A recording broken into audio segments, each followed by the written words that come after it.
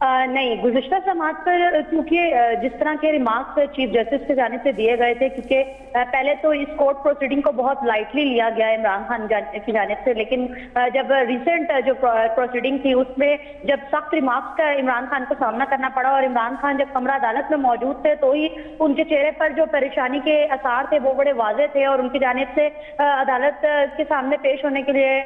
जो शोएब शाहीन है जो कि बार के सदर हैं उनसे भी कहा गया, लेकिन अदालत ने उन्हें रोस्टम पर आने की इजाजत नहीं दी और वो काफी परेशान जो है उस प्रोसीडिंग में हमें नजर आए थे। तब शायद इमरान खान को ये रियलाइज हुआ कि उन्होंने कोई रेड लाइन क्रॉस कर दिया और जब तक जो गैर मशरूत माफी नहीं मांगते तो इमरान खान साहब को रिलीफ नहीं मिल पाएगा। तो शायद यही वो पॉइंट था जहां इमरान खान साहब ने गुज़िश्ता समात पे रियलाइज किया कि अब जो है अनकंडीशनल माफी के अलावा कोई भी चांस नहीं, क्योंकि उससे कबल 2 बार इमरान खान को चीफ जस्टिस अतर मिनल्ला की जानिब से ये चांस दिया जा चुका था कि वो अपनी जो जवाब है, जो अपना बयान हल्फी है, जो शोकास का रिप्लाई है वो सबमिट करें, और लेकिन उनमें उनकी जानिब से अफसोस का इजहार तो नजर आया है, लेकिन कहीं पर माफी का जो एलिमेंट था वो नजर नहीं आया। तो गुज़िश्ता समात पर भी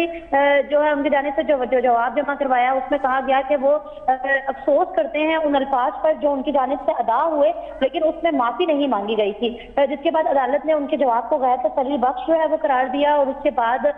जो था वो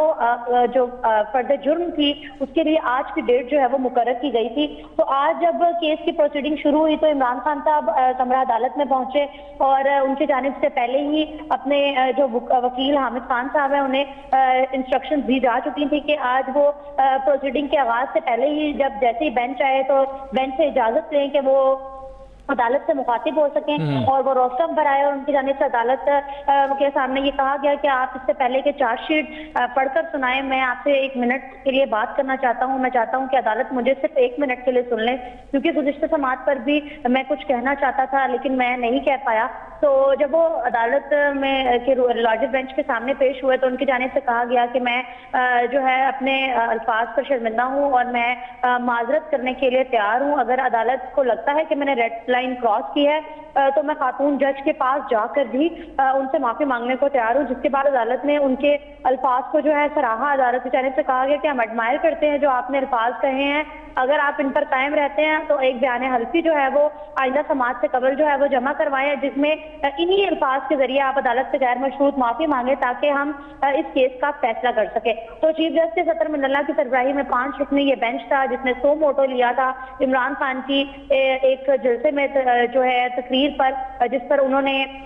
खातून जज जिन्होंने शहबाज गिल का